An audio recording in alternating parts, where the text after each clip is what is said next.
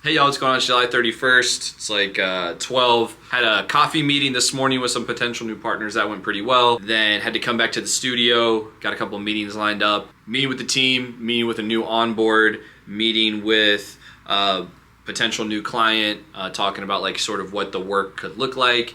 And then kind of a brainstorm creative meeting with the team to help kind of dial in our content strategy. One of the things we're always trying to do with the people we're working with is sort of audit ourselves to make sure that what we're doing is what we think we should be doing in regard to their account, their content style, what should we be testing, how should we be iterating. So we're going to be going through that. It's been a good day, and it's hopefully going to continue being a good day.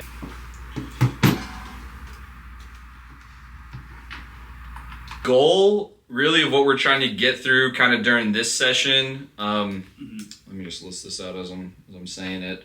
We got to get your Gusto set up because that's where you'll be logging in to like track hours and all the things. Want to get your email rolling.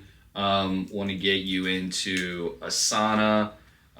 Make sure you've got the Google Drive, Google Calendar stuff where it needs to be, and then we'll talk a little bit just about like next week and then other sessions and stuff. One of those projects within BERT HQ is going to be Knowledge Hub.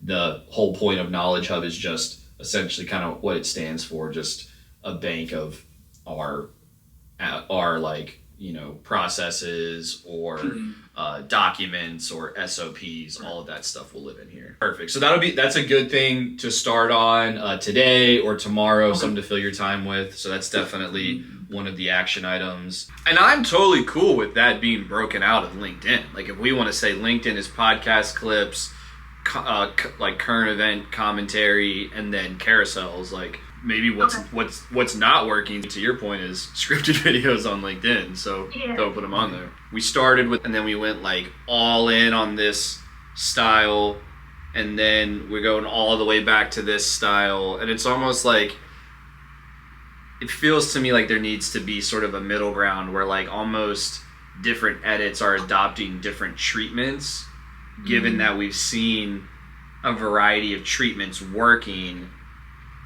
The part that I don't necessarily have connected at the moment is just how do we dictate which edits adopt which style. So like the Nestle video, lots of just overlay footage, stock footage, captioning, etc., versus like, you know, simplistic overlays with basic captioning.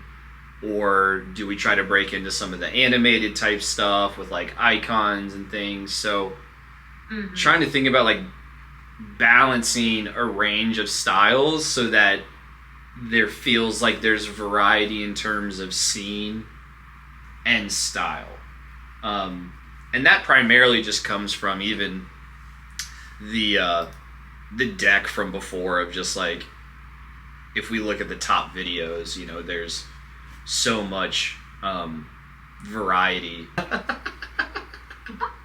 Arg matey.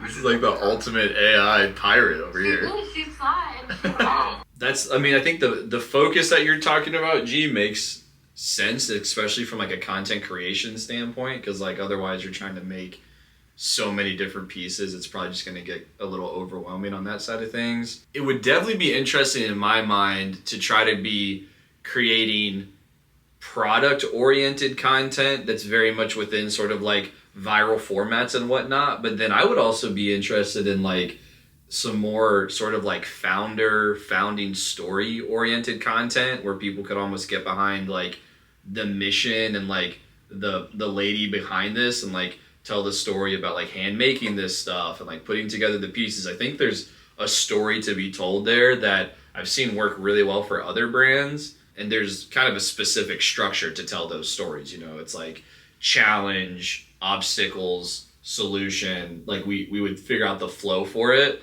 but I think that could be a fun new format to try. So that batch of content would be leveraged as paid ads for sure. Now that being said, some of the paid ads creation we'd probably want to inform that by what other brands seem to be using as ads. You probably do a little bit of this already, but it's almost like the idea of recreating a trend. Like let's recreate winning ads from other brands and then use those. That's going to help us be pretty pointed on like what do we want these end products to look like and sort of marry that up with a creation style that really feels in tune with what's going to work. I think the biggest thing that does not exist right now that I feel like you definitely want to have set up before you start driving significant traffic to any sort of like e-commerce site is you want there to be some sort of like lead capture on the site. Like they may just be like, oh, hey, I'm kind of curious about the brand. So like if that person doesn't follow you, or even if they do follow you, it's not guaranteed they're going to see your content. But if you can establish some sort of direct line of communication with them, then you can take someone from like, oh, I saw this Instagram ad for like this water bottle. Then I got a series of emails that told them about the founder, customer testimonials, other sort of like, things to build depth with that person to then get them to the conversion. So in some cases, you can almost be evaluating the success of paid as well as just organic content creation around lead generation, getting people into your funnel.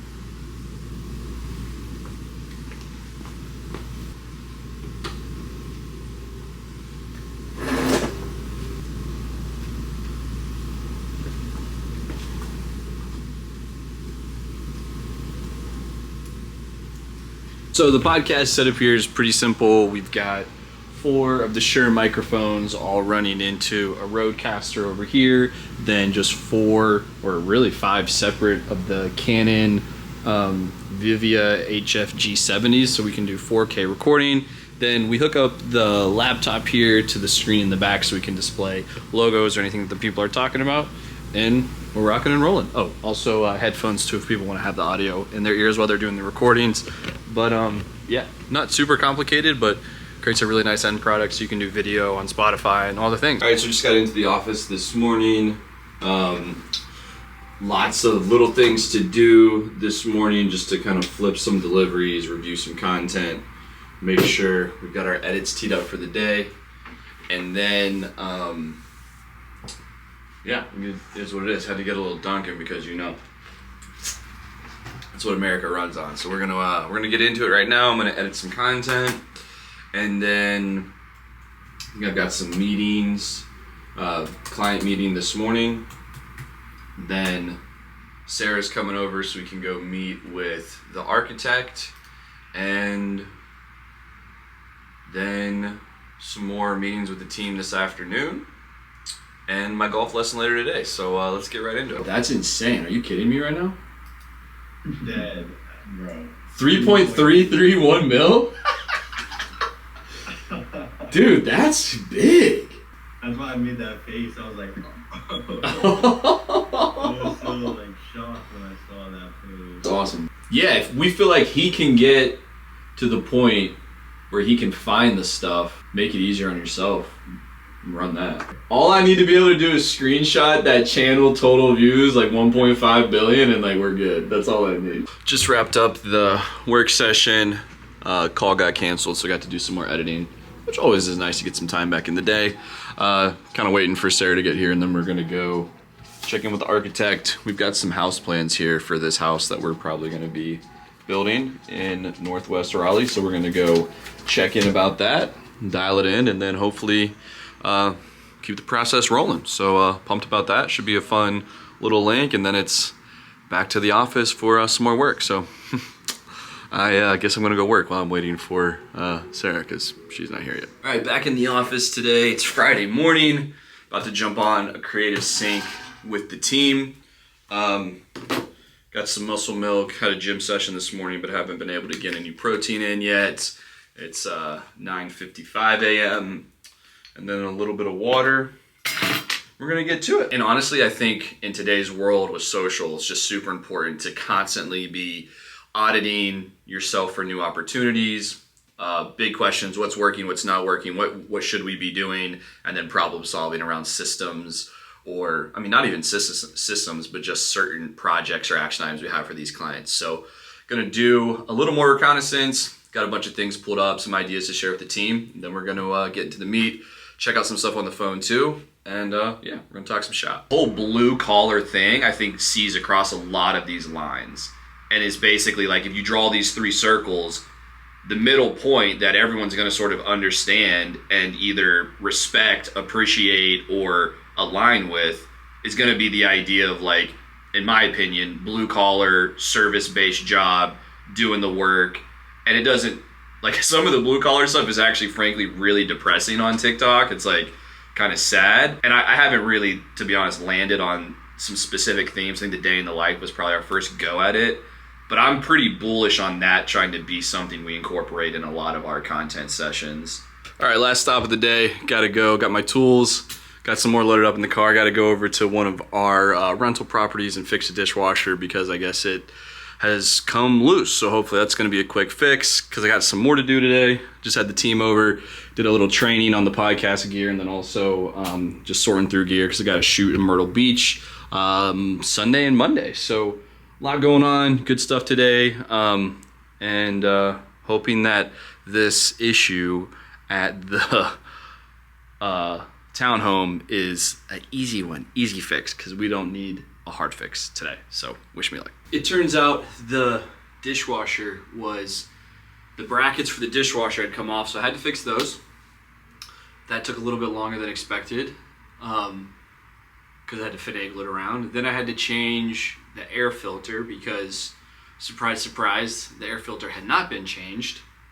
And then I got super sweaty. Now I'm back at the studio today.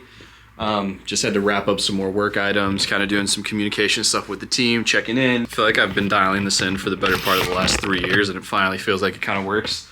So whenever I have shoots out of town, I've been trying to figure out my kit for shoots out of town, especially like for flying, because we'll go across the country, other countries, or we'll go domestically. Sometimes I'm driving and I have to figure out how to pack all my gear down. So I have this big Pelican here that I can put 3 tripods, this light, I put that in there, and then you can take the dome of the light down, and then extension cord and like a surge protector. And then if I need to, I can put all my gear, all my cameras and stuff into one of these Pelicans. If we're doing like a remote pod, or we're going to film a podcast and I need 3 cameras, three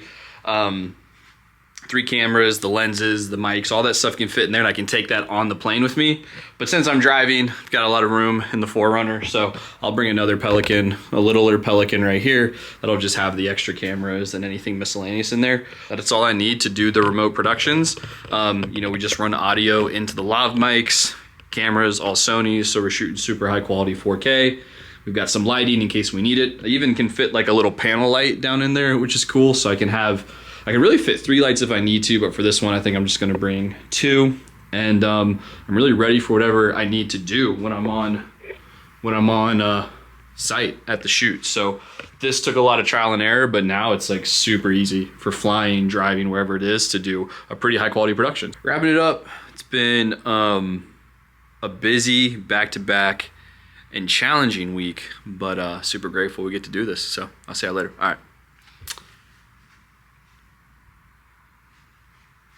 Peace.